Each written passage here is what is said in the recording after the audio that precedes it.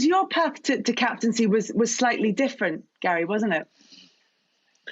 It was, yeah. I mean, I'd had Roy Keane as the captain for 10 years, and Roy left really quickly, unexpectedly, partway through a season. And at the time, it was a huge shock to everybody.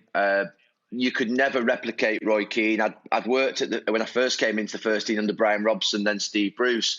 And these are special characters, people who had an influence and power over a dressing room, probably similar to what Graham would have had, when he was captain, and captains of that ilk. It was a changing landscape in football, to be honest with you, Kelly. And I knew that I couldn't then just all of a sudden take over from Roy Keane and be Roy Keane. I'm not, quite simply not, either in character or in personality or in influence.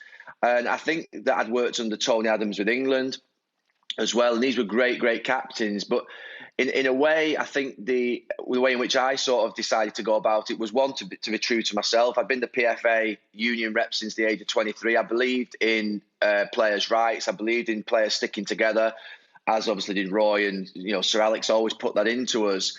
And I just went down the route of trying to be the same person that I was before, a more collaborative route. I think the reason that Sir Alex chose me as captain was purely one thing. It would have been me or Ryan Giggs. At the time, Giggsy was probably in and out of the team because Sir Alex liked to rotate his forward players. And with his defenders, I was playing every single week, as a right back. So I think he probably picked me just purely because of the fact that I would be playing every single week. But what I would say, over the 5-6 years that I was captain, I would say that probably it was me, Ryan, and probably Scholesy to an extent were captains, really, in the sense that we sort of worked together to sort of make sure that we set the sort of tone in the dressing room, the standards. Certainly a different approach than Roy had before, and Brian Robson, Steve Bruce. We didn't have that sort of type of influence that those characters had. Roy was the most influential person I ever saw on a football field and off a football field. It was simply, we couldn't replicate that. Did it feel different lifting the Premier League trophy as a captain?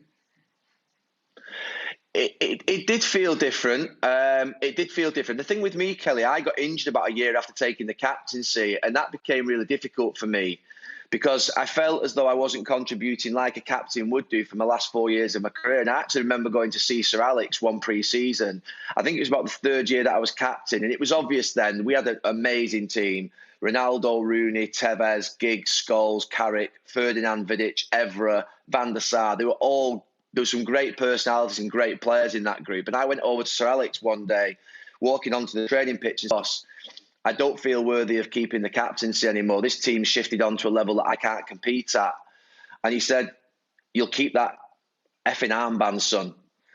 Am I allowed to say that on Sky Sports? I think in lockdown you're allowed to say that. Don't repeat it, but you're fine. Yeah.